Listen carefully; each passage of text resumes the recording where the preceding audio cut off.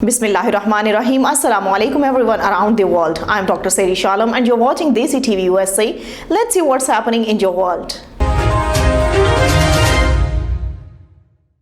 U.S. Senate approved boosting debt limit to $31.4 trillion. The U.S. Senate approved raising the federal government's debt limit by $2.5 trillion to about $31.4 trillion and forwarded the measure to the House of Representatives to avoid the unprecedented default. The 50-49 party line vote follows a month-long standoff between Democrats and Republicans, with the latter seeking to force President Joe Biden's party to raise the debt limit from the current $28.9 trillion level on its own, generating fodder for attack during the 2022 congressional elections.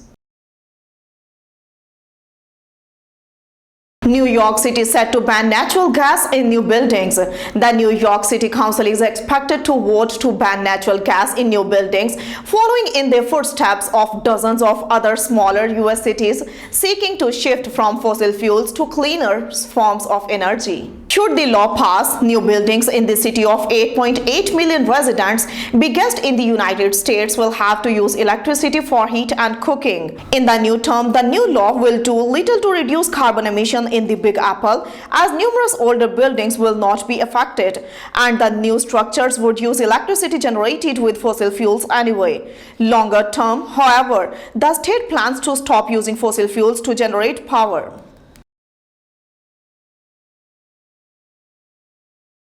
COVID-19 vaccines may be less effective against Omicron. World Health Organization said preliminary evidence indicates that COVID-19 vaccines may be less effective against infection and transmission linked to the Omicron coronavirus variant, which also carries a higher risk to reinfection. The World Health Organization, in its weekly epidemiological update, said that more data was needed to better understand the extent to which Omicron may evade immunity derived from either vaccines or previous infection.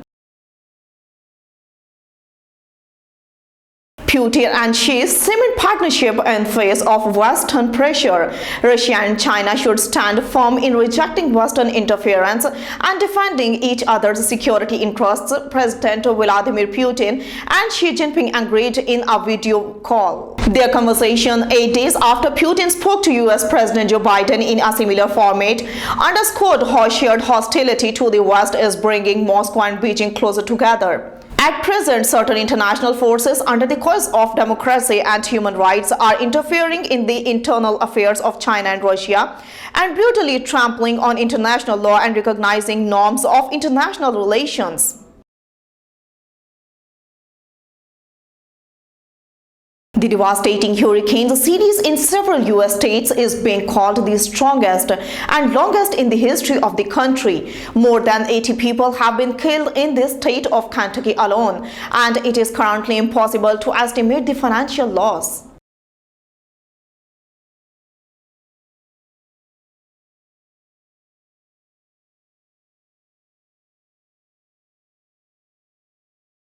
Canada announced measures to address Omicron variant.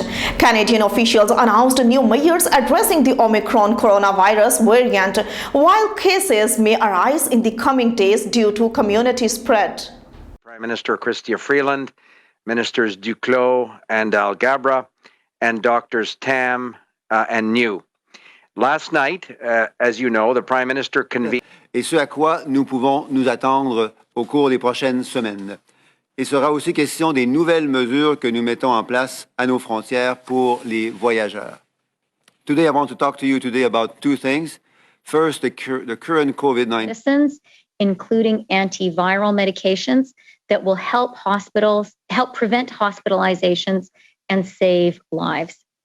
If and when these medicines are approved by Health Canada, we already have agreements for 1 million courses of treatment from Pfizer and an additional 500,000 from Merck, with the option for an additional. That's all for now. Keep watching and make us proud as Desi Global Community.